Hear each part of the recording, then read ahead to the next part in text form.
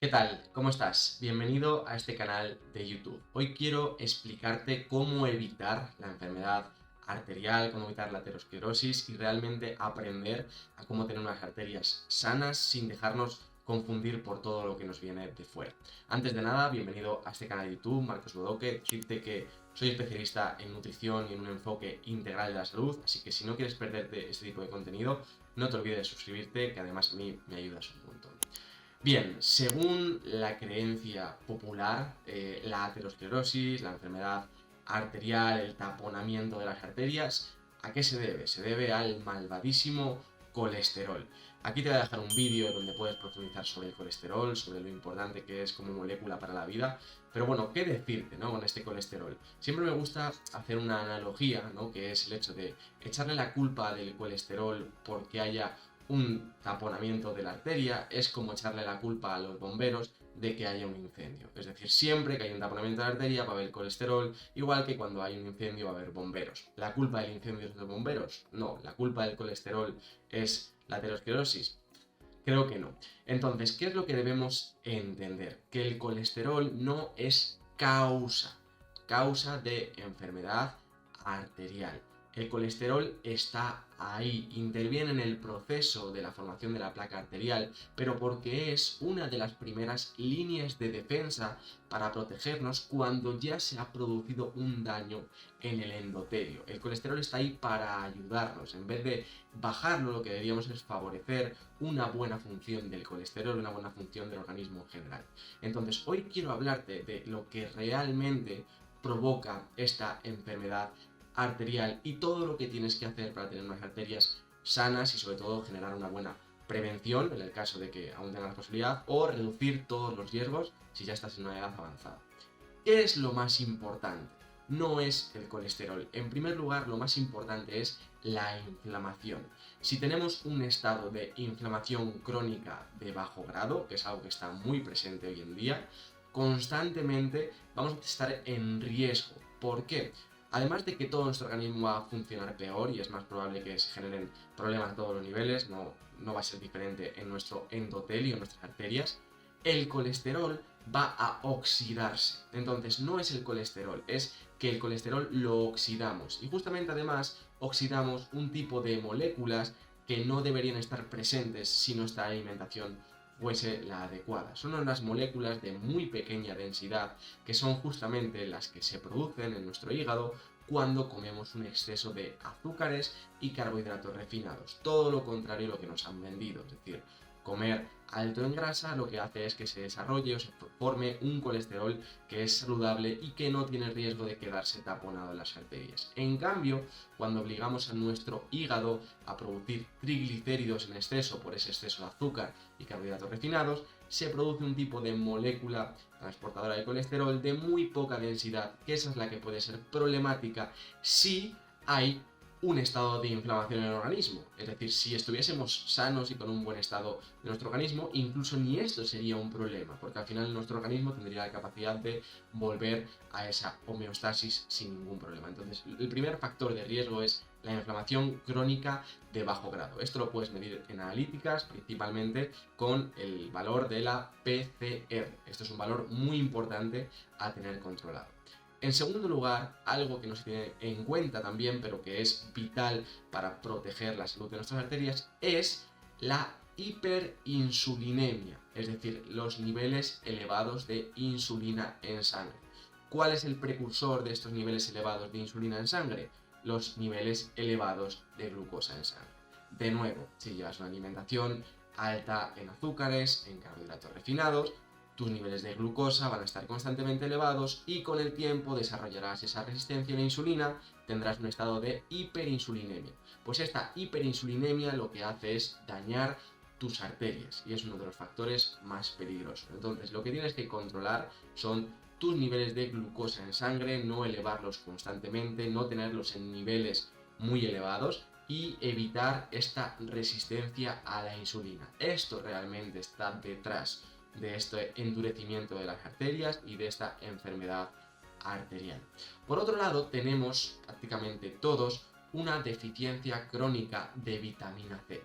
La vitamina C es importantísima porque es la que se encarga, por así decirlo, de reparar el endotelio vascular. Es decir, nosotros tenemos nuestra arteria, imaginaos que se produce una pequeña micro rotura. Si tenemos buenos niveles de vitamina C, aparte de los nutrientes, esta vitamina C lo que va a hacer es reparar ese endotelio a tiempo. Por tanto, es la mejor prevención para evitar cualquier enfermedad cardiovascular tener unos buenos niveles de vitamina C en el organismo, que por desgracia es muy difícil alcanzar simplemente con frutas y verduras. Ya hablamos en otro vídeo de por qué no debes basar tu alimentación en vegetales, porque además de que no aportan todo lo que necesita el ser humano, cada vez el contenido en vitaminas y minerales es menor. Entonces, una suplementación con vitamina C, si se sabe el contexto, puede ser muy interesante a la hora de prevenir estos problemas o en el caso de que ya se esté desarrollando para tratar de poder revertirlo.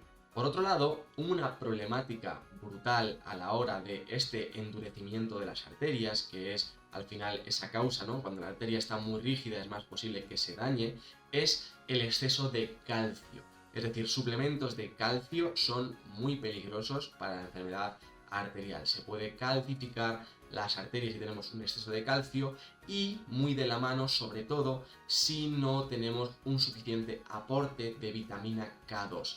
La vitamina K2 es la que garantiza, por así decirlo, que el calcio vaya a depositarse al hueso, que es donde nos interesa, y no esté circulando por sangre y se deposite en las arterias. Entonces, consumir suficientes productos de origen animal, que son los que aportan esa vitamina K2, será vital a la hora de favorecer que no haya un depósito de calcio en la arteria. Sería un factor agravante y peligroso. Por otro lado, importante tener en mente que si estás tomando un suplemento de vitamina D, todo el metabolismo del calcio se va a poner en movimiento. Entonces, si no lo acompaña el suplemento de vitamina D3 con una vitamina K2, que suelen ir juntos, ¿vale? En muchos casos, esto va a ser un factor de riesgo, ¿vale? Porque ese vitamina D va a poner en marcha todo ese calcio que va a entrar en circulación y si no tenemos a vitamina K2 para compensarlo, puede ser un problema importante. Y luego, muy relacionado ya, vamos a entrar en el estilo de vida, ¿qué tendríamos? El estrés crónico, es decir, la típica persona que está constantemente estresada, nerviosa, taquicardias, persona hiperproductiva, mucho trabajo, no para de un lado para otro. Esa situación de estrés crónico, al final lo que favorece es ese endurecimiento de las arterias, favorecemos esa hipertensión arterial, que es otro gran factor de riesgo para que tengamos un problema a nivel arterial. Queremos evitar a toda costa, como digo, ese endurecimiento de las arterias, ese daño a las arterias. Entonces, si estamos en una situación de estrés crónico, vamos a agravar esa hipertensión arterial que al final nos va a conducir con el paso de los años a ese deterioro progresivo del endotelio y ya va a dar lugar a toda esa cascada que se suele producir. Pero vamos a ir un poquito más allá, que no se nos olvide, ¿no? Podemos estar hablando de factores como los niveles de glucosa, podemos estar hablando de la inflamación, tal. Sí, ¿qué es lo más importante realmente? Que te muevas, una vez más. Si no te mueves a diario, si no haces ninguna clase de entrenamiento, de intensidad, de fuerza a lo largo de la semana, por mucho que al final cuides tu alimentación, por mucho que al final tengas cuidado con el azúcar, con suplemento de vitamina C, da igual si lo más importante que es moverte y entrenar para garantizar una buena salud cardiovascular no lo estás cumpliendo. Por supuesto, ni que decir tiene, pues un buen descanso, una exposición al sol, una buena gestión del estrés, todo esto siempre entra, pero tenemos que movernos. El movimiento, el entrenamiento es vital para garantizar una buena circulación y una buena salud de nuestro sistema circulatorio, de nuestro sistema arterial y venoso. Entonces, esto realmente es la prioridad. Pero no te olvides, el culpable no es el colesterol, el culpable en todo caso es el estado de inflamación crónica, el culpable en todo caso es la hipertensión, el culpable en todo caso es la hiperinsulinemia, los niveles elevados de glucosa en sangre constantemente, y deja de preocuparte por las grasas en tu enfermedad arterial y empieza a preocuparte realmente del enemigo, que es el azúcar, los carbohidratos refinados y el sedentarismo. Por supuesto, el estrés y el descanso. Ni que decir tiene, que a veces lo paso por alto, pero es importante, que uno de los principales factores de riesgo, causas de esta enfermedad cardiovascular, es el tabaco, el fumar a diario en general. El tabaco favorece un aumento de la inflamación brutal, un aumento de ese endurecimiento de las arterias, o sea que el tabaco es prioritario eliminarlo sí o sí. Y luego también el consumo crónico de alcohol, ya sea con moderadas dosis todos los días o ya sea con ese típico consumo de no, yo es que no bebo entre semana y el fin de semana de repente pues me hincho un día a cervezas, a cubatas. Son dos factores de riesgo mucho más importantes que este colesterol.